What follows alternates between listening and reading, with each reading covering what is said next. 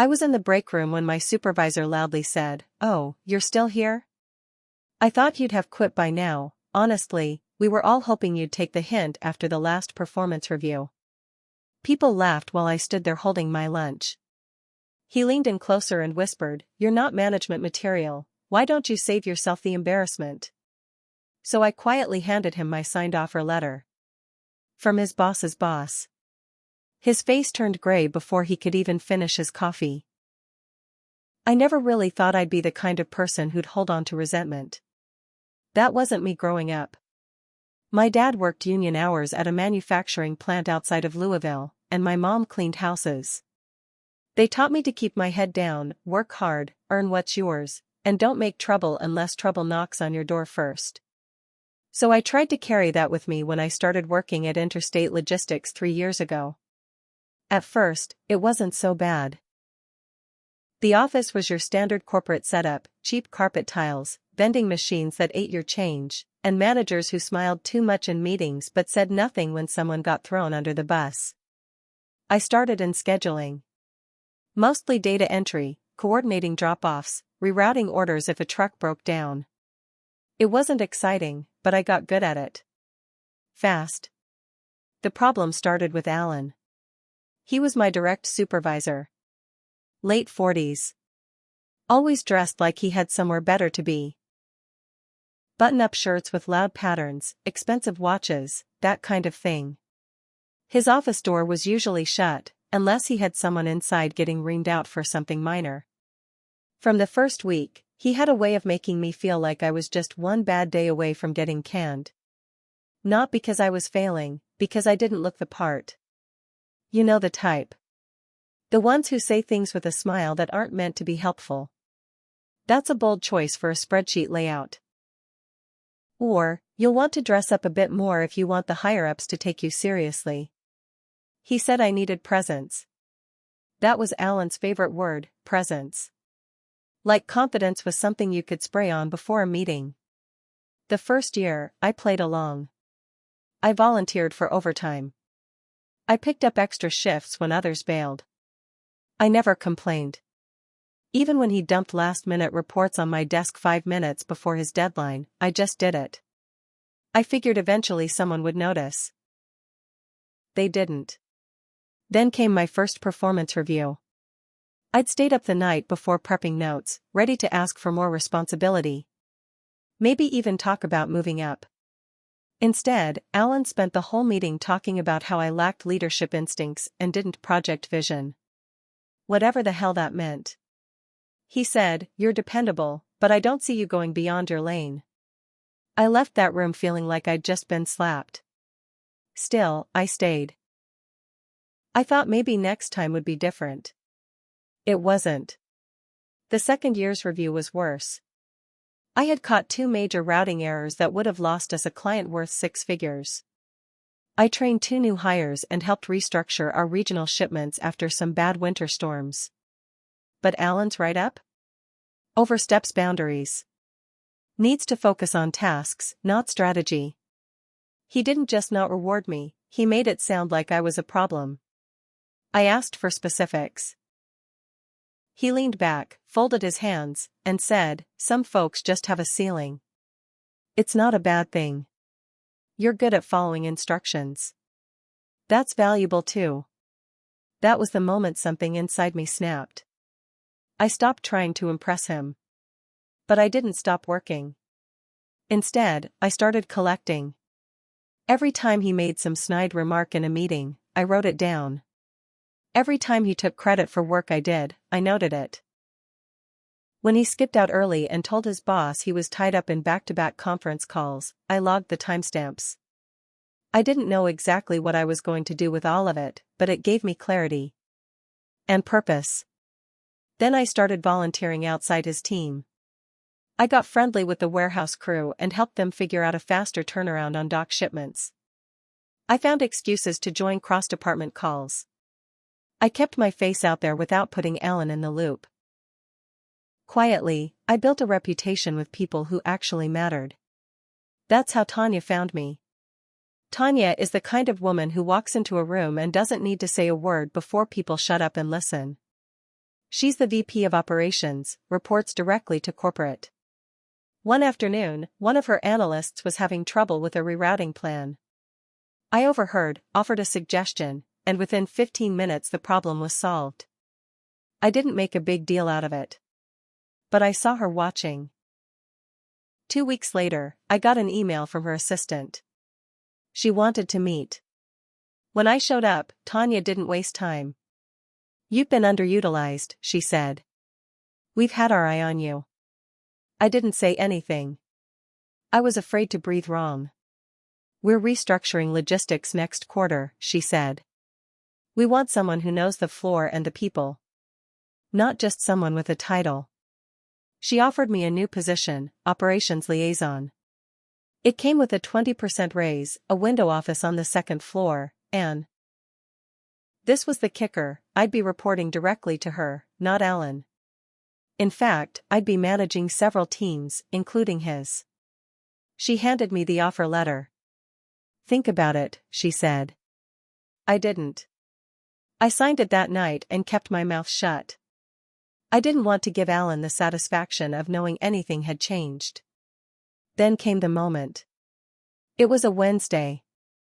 Break room. Around noon. I was microwaving some leftover chicken stir-fry. Alan walked in like he owned the place, leaning against the counter with his stupid travel mug and loud laugh. A few customer service folks were sitting at the table. One of the warehouse guys. A couple of temps. He looked right at me and said loud enough for the whole room to hear, "Oh, you're still here? I thought you'd have quit by now. Honestly, we were all hoping you'd take the hint after the last performance review." Someone snorted. There were a few awkward chuckles. I could feel eyes on me. Then he leaned in closer. Real quiet. "Just for me. You're not management material," he said. "Why don't you save yourself the embarrassment?" I didn't say a word. I pulled the folded paper from my pocket and handed it to him. His smile died the second he saw Tanya's letterhead. He read it. His lips moved like he was trying to make the words say something else. By the time he hit the signature line, he looked up at me, ashen, stunned. "You'll be reporting to me on transition logistics," I said flat. "Meetings Monday. Bring your files." I grabbed my lunch and walked out. The room went dead quiet. Then I heard one of the temps whisper, "No way, Alan didn't finish his coffee. He didn't even pick it up." That would have been sweet enough on its own. But the story doesn't end there. Because once I got into that office, once I saw the systems, the numbers, the access, I realized just how messy Alan had been. And I wasn't done. Not even close. I thought getting that promotion would be the end of it. It wasn't. My first week in the new role, I kept my head down, just learning. Tanya didn't want me making waves too early. "Observe," she said. "Document. We'll clean house later if we need to." So I did. I started reviewing reports. Team metrics. Vendor logs. Anything that passed through Alan's department over the past 2 years. And it didn't take long to notice the patterns. Alan had been hiding behind other people's work for a long time. He'd marked late deliveries as customer delays when it was really poor scheduling on our end. He signed off on invoices that didn't match the actual shipment logs. Worst of all, he'd been pressuring junior staff, folks like I used to be, to clock in early or late without filing the time correctly, saving the department payroll money at their expense. It was subtle. Just enough to avoid setting off alarms. But I saw it. I started building a new folder. One afternoon, I had to meet with him to discuss the team realignment. He was icy. Barely spoke. But I watched him closely. He kept rubbing his jaw like he was grinding his teeth. His hands were twitchy. I think he knew I was digging. A few days later, I found out just how far he was willing to go. Marlene, a scheduler on my old team, came into my office and shut the door. She looked nervous. She said Alan had been asking her to double-check all her old email threads, especially ones where I was copied. He told her the company was doing an audit and implied that if anything was missing, it could fall back on her. She was scared. That's when I realized he wasn't just worried about the promotion. He was trying to protect something. Maybe more than his job. I told Marlene to forward me anything he sent. The next morning, I had 8 emails from her. Alan was digging for anything he could spin, mistakes, missed deadlines, anything tied to my name. He even tried to make it look like I had mismanaged a client transfer last year, even though he'd signed off on every step of it. I didn't react. Not yet. Instead, I met with Tanya behind closed doors. She listened. She didn't say much. Just kept writing notes. When I finished, she looked up and said, "Let him hang himself." 2 days later, I got an email from HR. Alan had submitted a performance concern form about me. He claimed I was creating a hostile work environment, undermining his authority, and trying to sabotage legacy systems. I almost laughed. But I didn't reply. Instead, I printed it out, marked the parts that were lies, and attached the documents that proved it. Call logs. Emails. Even a few staff testimonies.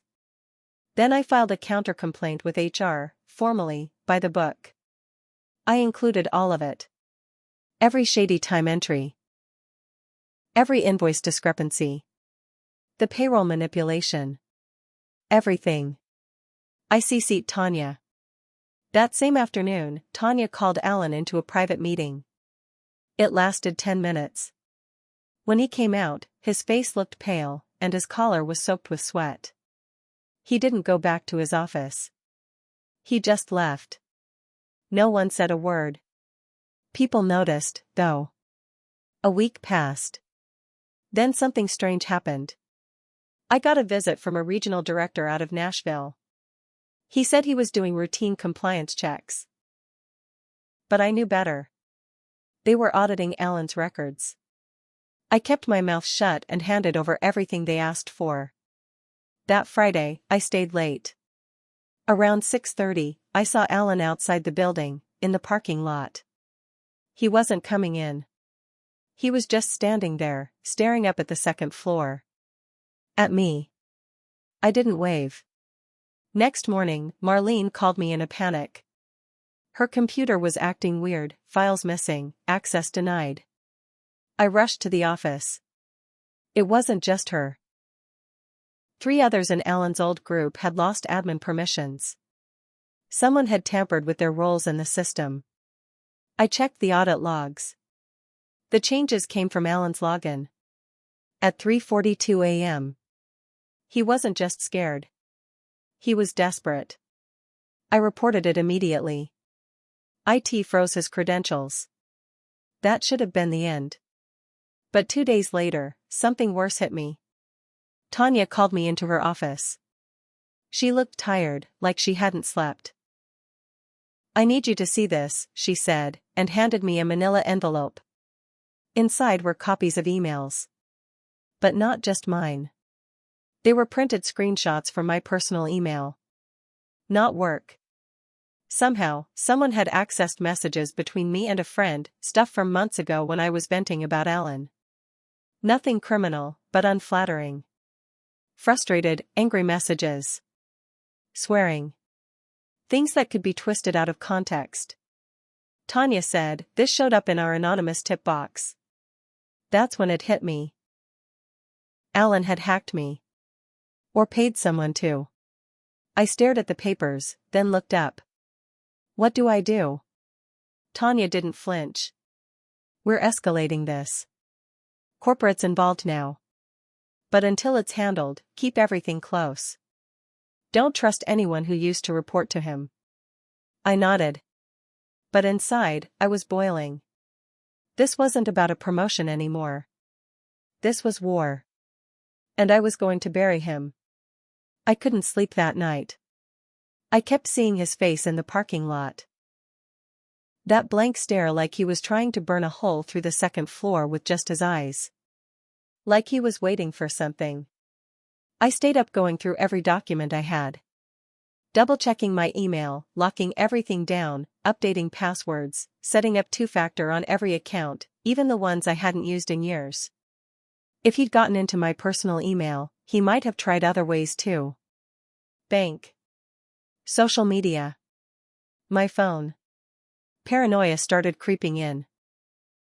The next morning, I asked IT to run a full check on my work devices. I wasn't even sure they'd approve it, but they did.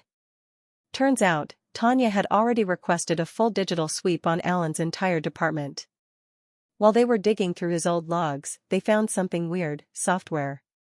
Something hidden. A monitoring tool. It had been installed manually, and not through any company-approved process. The name was disguised, but the executable trail led back to one machine. Alan's. And it had been active for almost 9 months. The program had logged keystrokes, screen captures, activity timestamps. It wasn't just illegal, it was predatory. A way to spy on employees.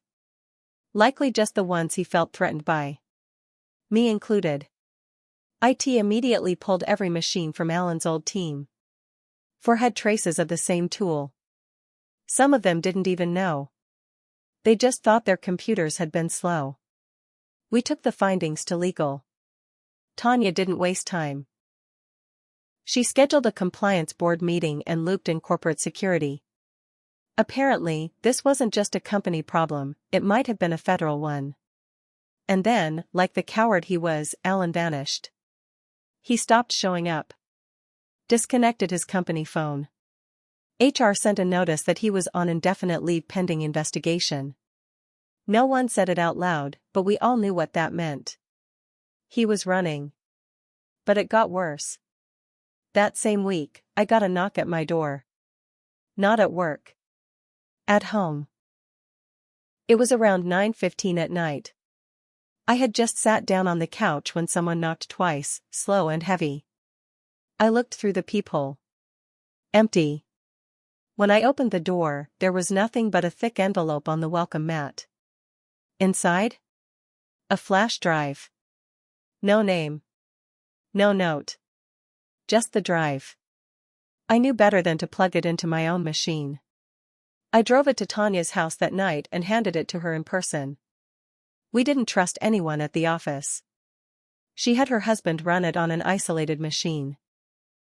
He's a cyber analyst for a firm in Cincinnati. What was on it made our stomachs turn. Recordings. Actual screen recordings of people on our team, emails being typed, confidential HR reports, even private Slack messages from people venting about Alan or complaining about toxic work culture. Hours and hours of footage, cut and labeled with people's names and job titles. There were even folders labeled leverage and risk. It was a blackmail folder. And I was in it. There was a video of me on a Zoom call last year, talking to another team lead about Alan's attitude, joking that one day karma would take care of him. I looked like I was plotting something. Tanya watched the clip twice and said, "He's been planning this. He knew you'd move up eventually." I was quiet. But inside, something clicked. Alan hadn't just been trying to save his job. He had been building a defense. Insurance. He knew he was a fraud, and he wanted backup dirt in case anyone ever pulled the rug out from under him. And now that I had, he was activating it. Tanya made a call to corporate the next morning. She told them everything. We handed over the flash drive, the IT reports, the audit logs. The company launched a full internal investigation and hired outside security consultants. Then came the next twist. One of Alan's allies was still inside. We found out when a file leaked. Not to the press. Not to HR. To me. I got an anonymous email with a redacted version of my old HR complaint, the one I'd filed against Alan. It had been tampered with. Made to look like I'd falsified details. It even included fake statements from other employees, as if I'd coerced them to back me up. It was clearly a setup. A bad one. But it meant someone was still feeding him info. Still trying to protect him, or protect themselves. I sat in my office, holding the printout of that fake complaint, and realized something important. I wasn't just dealing with a disgraced manager trying to save face. I was up against a network. And now that they knew I wouldn't stay quiet, they were willing to burn everything down to take me with them. I looked out the window, down at the parking lot where Alan had once stood staring up at me. I wasn't scared anymore. They started this. But I was going to finish it. After I realized someone on the inside was helping Alan, I tightened my circle. I stopped talking in hallways. I locked my office door even when I went to the bathroom. I set a password on my printer. Tanya did the same. Corporate had launched a full investigation now, and they weren't just asking questions, they were pulling old phone logs, checking email backups, interviewing everyone who had ever reported to Alan. Then something happened that I didn't expect. They brought in federal agents. Turns out that monitoring software Alan installed wasn't just a company policy violation, it was a violation of federal wiretapping laws.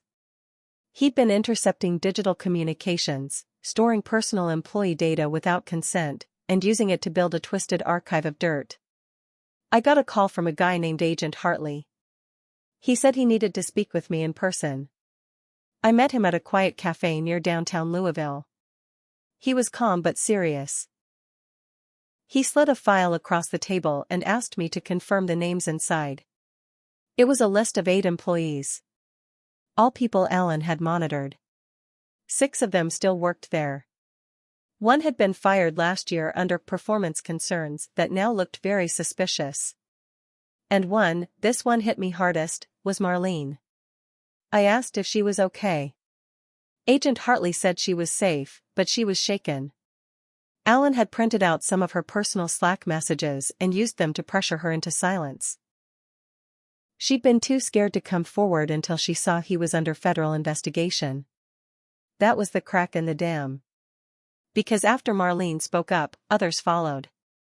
People I didn't even know. Warehouse workers. Admins.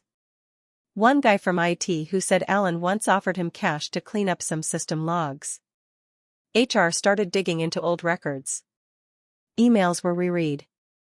Exit interviews were re-examined. And then, like the final domino, an email surfaced from 2 years ago. It was Alan, writing to another supervisor, mocking a candidate's application and attaching a screenshot of the person's social media profile, making jokes about her appearance.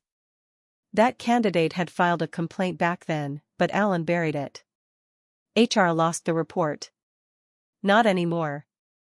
Within a week, Alan was officially terminated. No severance. No goodbye. Just a cold HR memo. Former employee is no longer affiliated with Interstate Logistics. But that wasn't enough. The feds pressed charges. Wire fraud. Unauthorized surveillance. Retaliation. Data tampering. He was arrested at a friend's house in Indiana. They found 6 USB drives and 2 encrypted laptops in his car. His face was all over the local news. Former Louisville supervisor arrested in employee surveillance case. The company scrambled to repair its image. Tanya issued a statement. PR teams got involved. Lawyers made speeches. But I wasn't done. Because while the investigation had been happening, I'd kept working. Quietly. Patiently. And I'd found something. See, Alan didn't act alone. Someone fed him the edited complaint. Someone had helped plant false records. Her name was Dana. She'd worked in HR for 5 years. Always smiled. Always nice. But she was also the one who handled sensitive terminations. Including the one that got my old coworker, Jerome, fired last year. Jerome, who had raised flags about falsified overtime hours and suddenly found himself out of a job without cause. Turns out Dana and Alan used to date. Quietly. No one ever knew. But text messages recovered from Alan's phone confirmed it. Dana wasn't just helping him. She was covering for him. I brought it all to Tanya. The emails. The message logs. The false entries in our internal review system. Tanya took one look at the file and said, "Do you want to be in the room when we let her go?" I said, "No, but I left a note on Dana's desk before she came in that day. It said, sometimes silence is loyalty. Other times it's guilt." She was fired before lunch. She didn't even take her things. Security walked her out. Corporate wanted to offer me a bonus for everything I uncovered. Tanya called it a loyalty recognition. I said no. Not because I was noble. Because I wanted something else. Control. So I asked for oversight authority on internal investigations. Not full HR power, but a dotted line connection to review complaints, whistleblower reports, and team reviews across the region. They said yes. And then I made one final move. Remember Jerome? The guy who got fired after raising concerns? I tracked him down. He'd been working odd jobs, doing delivery apps to stay afloat. I asked him to meet me at the same cafe where I met Agent Hartley. I handed him a letter from the company, offering reinstatement. Full back pay. Clear record. He read it. Didn't say anything at first. Then he looked at me and said, "You didn't owe me this." I shrugged. "No. But it's the right thing." He nodded. Took the letter. A week later, he walked back into the building. Head high. Eyes forward. People noticed. They also noticed me. Not because I got loud. I never yelled. I never threw anyone under the bus. I just waited. I stayed sharp. I paid attention. And when the moment came, I didn't flinch. That's what Ellen never understood. It's not about presence. It's not about who talks the most in meetings. It's about knowing when to be quiet. And when to strike. So yeah, he laughed at me in that break room. Mocked me in front of everyone. But in the end, he left in handcuffs. And I'm still here. Watching. Listening. Waiting for the next one who thinks they're untouchable. Because now they know. I don't forget. And I don't back down. Not ever.